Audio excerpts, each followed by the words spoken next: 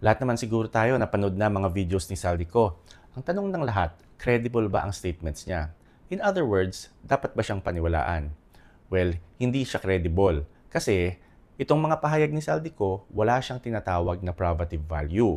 In other words, walang bigat or evidentiary weight ang mga sinasabi niya. Bakit? Ang mga statements niya, iginawa lang niya sa isang video. Doon siya nagkwento at nag-akusa. Pero itong kwento niya, hindi siya under oath. Hindi siya gumawa man lang ng statements at pumirma sa harap ng notaryo. Sa batas, pag walang oath, walang accountability. So, kung nagsisinungaling sa video, walang perjury, walang kaso at walang risk. Kaya anybody can say anything in a video kasi nga wala silang pananagutan. Yun yung sworn statements, nakakapagsinungaling pa ang mga tao, yan pa kayang video na hindi under oath. Tapos, there is no way to test the credibility. Walang nakakapagtanong sa kanya ng clarificatory questions. Walang nakakapag-point out sa kanya ng mga malabong statements niya.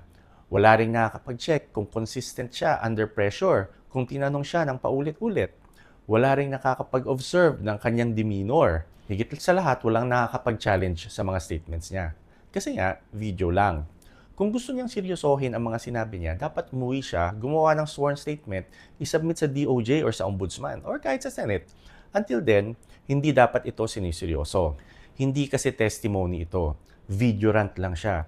Wala siyang pagkakaiba dun sa mga video ng mga lalaking umiiyak at sinisiraan ng ex niya kasi iniwan siya.